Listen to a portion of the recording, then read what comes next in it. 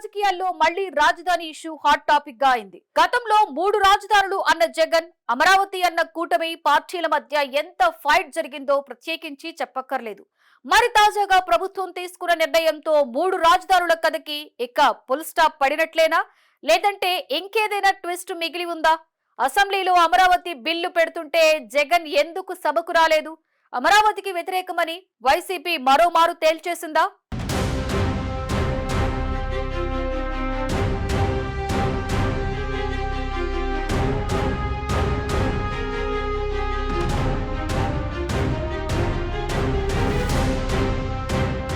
AP రాజకీయాల్లో ఎన్నాళ్లుగానో చర్చనీయాంశంగా మారిన రాజధాని అంశం ఇప్పుడు కీలక మలుపు తీసుకున్నట్టు కనిపిస్తోంది. 3 రాజధానుల కాన్సెప్ట్ చుట్టూ సాగిన వివాదాలకు ముగింపు పలికేలా రాష్ట్రానికి శాశ్వత రాజధానిగా అమరావతిని కొనసాగించాలని కూటమి ప్రభుత్వం స్పష్టమైన నిర్ణయానికి వచ్చినట్టు రాజకీయ వర్గాల్లో చర్చ సాగుతోంది. గత కొన్ని సంవత్సరాలుగా ప్రజల్లో నెలకొన్న అనిశ్చితికి ముగింపు పలకాలని, ఇకపై ఎలాంటి గందరగోళం లేకుండా పరిపాలన స్థిరంగా కొనసాగాలని ఈ నిర్ణయం తీసుకున్నారని సమాచారం. ఈ నేపథ్యంలోనే ఏపీ అసెంబ్లీలో అమరావతి రాజధాని బిల్లును ప్రవేశపెట్టడం ప్రాధాన్యం సంతరించుకుంది. సభలో దీనిపై చర్చ జరిగిన తర్వాత బిల్లుకు ఆమోదం లభించింది.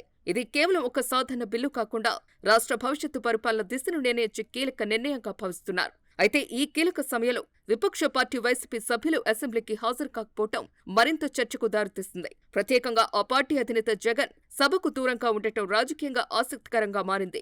అమరావతికి చట్టబద్ధత కల్పించే కీలక దశలో సభకు హాజరు కాకపోవటం వెనుక అసలు ఉద్దేశం ఏమిటన్న ప్రశ్నలు తలెత్తుతున్నాయి. ఒకవైపు ఆయన గతంలో అమరావతికి మద్దతిచ్చి తర్వాత 3 రాజధానుల ఆలోచనను తీసుకొచ్చిన సంగతి తెలిసిందే. దీంతో ఇప్పుడు ఆయన వైఖరి ఏమిటి అన్నది ప్రజల్లో సందేహాలను కలిగిస్తోంది.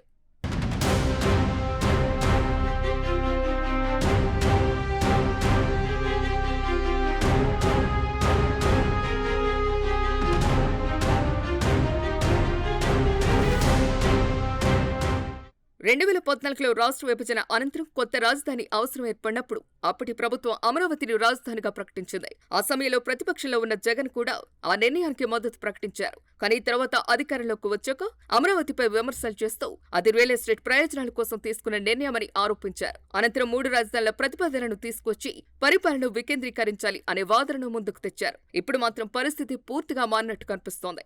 అసెంబ్లీ ఆమోదించిన అమరావతి బిల్లును కేంద్ర ప్రభుత్వానికి పంపించనున్నారు. కేంద్ర కేబినెట్ ఆమోదం పొందిన తర్వాత ఈ బిల్లును పార్లమెంట్లో ప్రవేశపెట్టి చట్టరూపం దాల్చేలా చర్యలు తీసుకోనున్నారు. ఒకసారి ఈ ప్రక్రియ పూర్తయితే అమరావతి రాష్ట్రానికి అధికారిగా శాశ్వత రాజధానిగా నిలుస్తోంది. రాష్ట్రపతి ఆమోదం అనంతరం గెజెట్ విడుదలైతే భవిష్యత్తులో ఎలాంటి ప్రభుత్వ మార్పులు వచ్చినా రాజధానిని మార్చడం సాధ్యం కాకుండా మారుతోంది. ఇది రాజకీయంగా చాలా కీలక పరిణామం. ఎందుకంటే గతంలో ఓ ప్రభుత్వం తీసుకున్న నిర్ణయాన్ని మరో ప్రభుత్వం రద్దు చేయటం, మార్పులు చేయటం వల్ల రాష్ట్ర అభివృద్ధి దెబ్బతిన్న ఉదాహరణలు ఉన్నాయి. ముఖ్యంగా రాజధాని అంశాలు జరిగిన అనిశ్చితి వల్ల పెట్టుబడులు తగ్గటం, అభివృద్ధి పనులు నిలిచిపోవటం, ఉద్యోగ అవకాశాలు ప్రభావితం కావటం వంటి పరిణామాలు ఎదురయ్యాయి. ఈ నేపథ్యంలో శాశ్వత రాజధాని నిర్ణయం ద్వారా ఆ అనిశ్చితికి చెక్ పెట్టాలని ప్రభుత్వం భావిస్తోంది.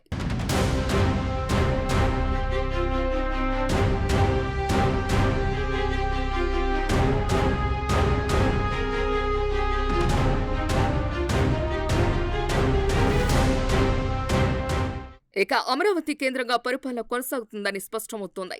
అసెంబ్లీ, హైకోర్టు కార్యాలయాలు అన్ని అక్కడే ఉండేలా ప్రణాళిక రూపొందిస్తున్నారు. అభివృద్ధి కార్యక్రమాలు, పెట్టుబడుల ఆకర్షణ, ప్రభుత్వ కార్యకలాపాలు అన్ని అమరావతి నుంచే నడవనున్నాయి. దీని ద్వారా రాష్ట్రానికి ఓ స్పష్టమైన పరిపాలన కేంద్రం ఏర్పడుతోందని ప్రభుత్వం భావిస్తోంది. మరోవైపు గతంలో సీఎం ఎక్కడ ఉంటే అదే రాజధాని అన్న వ్యాఖ్యలు చేసిన జగన్ వైఖరి ఇప్పుడు చర్చకు వస్తోంది. ఒకవేళ భవిష్యత్తులో ఆయన మళ్లీ అధికారంలోకి వచ్చినా చట్టబద్ధత కలిగిన రాజధాని మార్పు సాధ్యం కాదని నిపుణులు చెబుతున్నారు. అంటే 3 రాజధానుల అంశం ఇక రాజకీయ వాదనగానే మిగిలిపోతోంది అన్న భావన వ్యక్తమవుతోంది. ఈ పరిణామాలపై అమరావతి రైతులు సంతోషం వ్యక్తం చేస్తున్నారు. ఎన్నాళ్లుగానూ తమ భూములు ఇచ్చి రాజధాని కోసం ఎదురు చూస్తున్న వారికి ఇది ఒక భరోసా కలిగించే నిర్ణయంగా కనిపిస్తోంది. ప్రభుత్వం మారినా తమకు నష్టం ఉండదన్న నమ్మకం పెరిగింది.